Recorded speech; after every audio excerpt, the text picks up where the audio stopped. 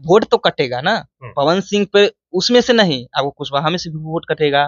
क्योंकि जिस तरह से उनके काफिला में भीड़ देखा गया ना युवा उनके प्रति, अगर वो भीड़ वोटर में आप पवन सिंह तब्दील कर सकते हैं, कर लेंगे, तो हॉट सीट पूरा बना वो लोग कहते हैं कि कुर्मी कुशवाहा वोट तय कर देती है कि जो वोट उनको जाएगा वो जीतेगा। हाँ।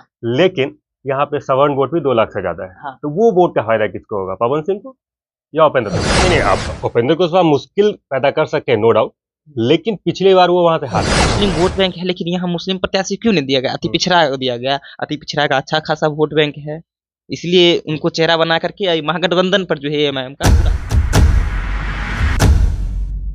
बिहार का एक लोकसभा सीट जो काफी सुस्त माना जा रहा था, जो कोई चर्चा का विषय ही नहीं था, लेकिन उस पे एकाएक उतरते हैं निर्दलीय प्रत्याशी पावर स्टार पवन सिंह और वो सीट हॉट सीट हो जाती है और उसकी चर्चा चारों तरफ होने लगती है। और उसी सीट को लेकर, उसी सीट के चर्चा को लेकर हमारे साथ हमारे सहयोगी हैं ऋषि।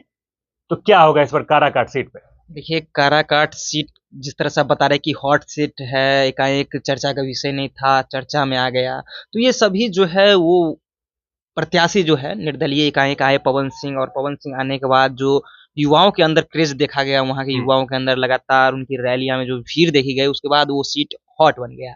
कहीं ना कहीं मुश्किलें हो सकती है सामने, जो प्रत्याशी है एनडीए से उपेंद्र कुशवाहा, उनके लिए मुश्किलें पवन सिंह हो सकते हैं।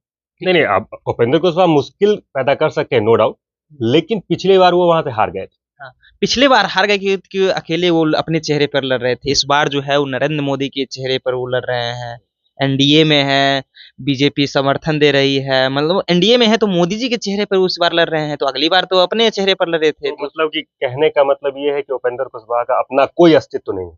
अस्तित्व का बात नहीं हम कर रहे हैं, वो भी एक अच्छे राजनेता है, ऐसा नहीं कि नहीं है, केंद्रीय मंत्री रह चुके हैं, उनका भी एक वर्चस्व है। अब वहां पे जो वोट परसेंटेज देखिएगा आप, तो वहां पे सबसे ज्यादा अगर वोट परसेंटेज देखिएगा तो आपको मिलेगा कि वहां पर कुशवाहा का भी अच्छा खासा है वोट परसेंटेज।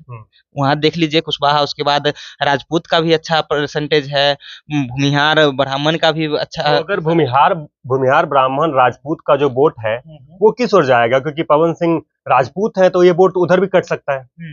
तो वोट तो कटेगा ना। पवन सिंह पे उसमें से नहीं, आपको कुशवाहा में से भी वोट कटेगा।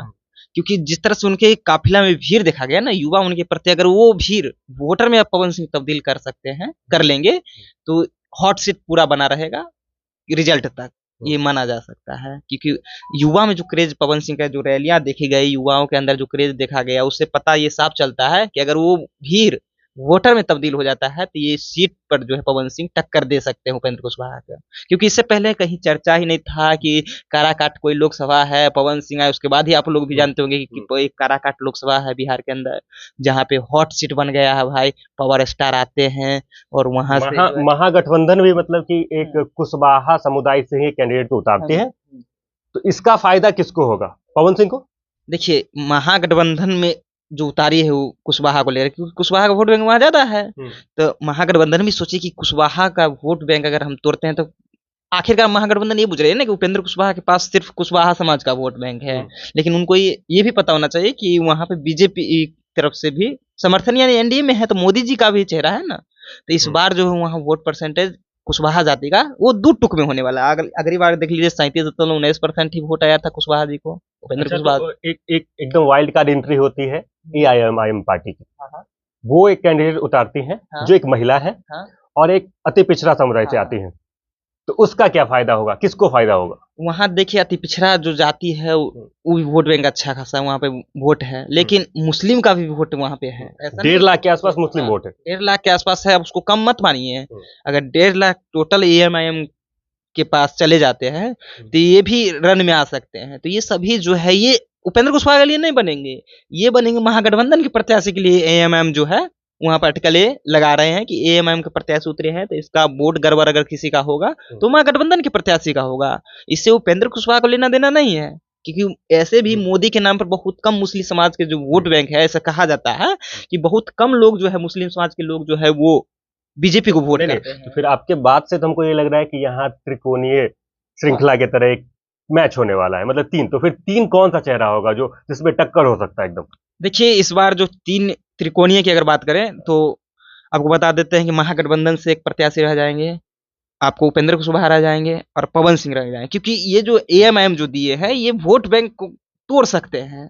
आप अंदाज लगाइए, पूरा जातीय समीकरण निकालिए, तो ये वोट बैंक को तोड़ने के लिए, क्योंकि अति पिछड़ा से भेजा गया है। आप क्यों नहीं दिए मुस्लिम समाज के वहां पे लीडर? देना चाहिए, मुस्लिम का अच्छा खासा वोट बैंक है, क्यों नहीं दिए? इनको तोड़ना है अति पिछड़ा। लगा लास्ट लास्ट तक देखिएगा कि यहाँ पे चल रहा था कि एएमआईएम से गठबंधन हो जाएगा, महागठबंधन, महागठबंधन में नहीं एएमआईएम का गठबंधन हुआ, अकेले लड़ रहे हैं एएमआईएम। तो वहां वहां लड़ रहे हैं ना जहां देखिए मुस्लिम वोट बैंक है, लेकिन यहाँ मुस्लिम प्रत्याशी क्यों नहीं दिया गया? अति पिछड़ा दिया गया, अति पिछड़ा का अच्छा खासा वोट बैंक है, इसलिए उनको चेहरा बना करके महागठबंधन पर जो है एएमआईएम का पूरा असर पड़ेगा।